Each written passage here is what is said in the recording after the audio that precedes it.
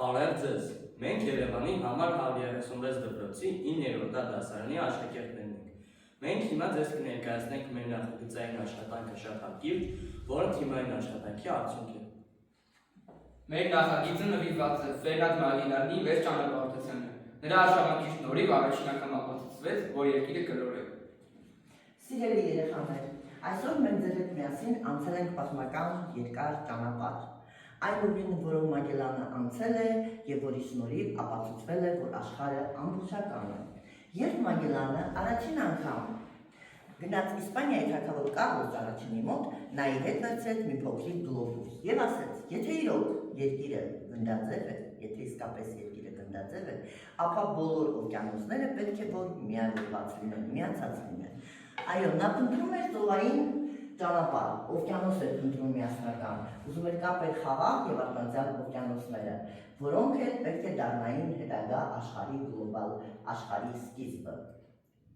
Այն աշխատանքը, որ դուք կատարել եք երեխաներ, դա ձեզ դարձել է փոքրիկ հետազոտողներ, դուք հետազոտել եք, անցել եք այդ ճանապարհով, հասկացել եք աշխարհի միասնության գաղափարը,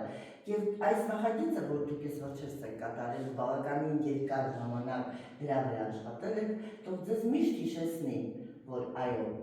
աշխարհը միասնականության մեջ է գեղեցիկ, որ աշխարհը ոչ թե կլոր է ձևական, այլ դա միասնության խորհրդանիշն է։ Եվ հիմա խնդրում եմ բոլորդ հարկերից ներկայացրեք ձեր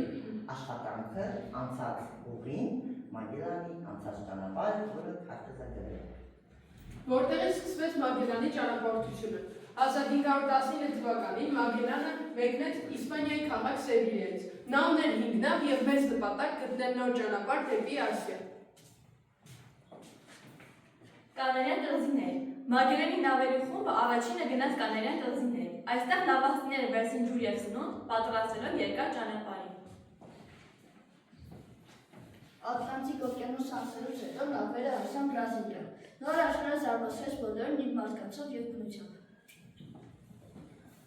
Բրազիլիայից հետո նավերը մոտիկացան հարավային Ամերիկայի վերջ։ Այնտեղ նրանք հանդիպեցին նեղ ու վտանգավոր նեղուց, որը հետագայում կոչվեց Մագելլանի անունով եւ բացեց ճանապարհը դեպի Խաղաղ օվկիանոս։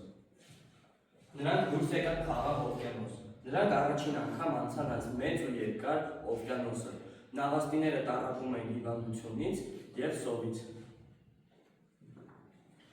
Խաղաղ օվկիանոսը հատելուց հետո նրանք հասան Ֆիլիպիններ։ Ֆիլիպիններում Մագելլանը մասնակցեց կռիվների եւ այնտեղ էլ զոհվեց, սակայն նրա ուղեկիցները շարունակեցին ճանապարհը։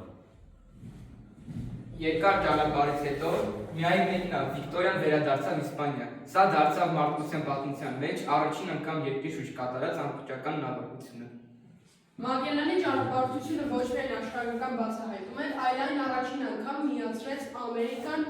Եվրոպան եւ Ասիան։ Այդ ժամանակից սկսվեց այն, ինչ մենք այսօր անվանում ենք գլոբալիզացիա։ Ապրանքներ, մշակույթներ եւ գաղափարներ սկսեցին տարածվել ամբողջ աշխարհով։ Այսօր մենք ապրում ենք միավորված երկրում, իսկ դրա սկիզբը դրեց հենց Մագելլանի մեծ ճանապարհորդությունը։ Մագելլանի մեծ ճանապարհությունը փոխեց աշխարհը, այն ապացուցեց, որ երկիրը կլոր է։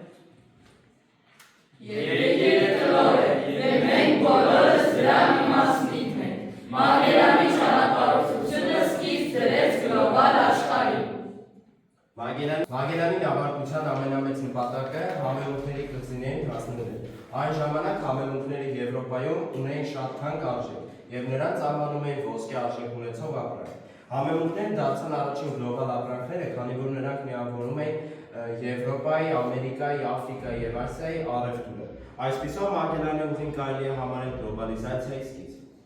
Մենք մեր դիտարկությամբ ուսումնասիրեցինք Մագելլանի ուղին եւ հասկացանք, որ աշխարհը միասին է գեղեցիկ եւ այդ բոլորը մենք քարտեզագրել ենք ավելի մանրամասնորեն։ Այս նախագիծը մեզ ցույց տվեց, որ թիմային աշխատանքի եւ գիտելիքի շնորհիվ հնարավոր է բացահայտել նոր աշխարհներ։ Այսպիսով ավարտվեց մեր ճանապարհորդությունը։ Շնորհակալություն մեր հետ ճանապարհորդելու համար։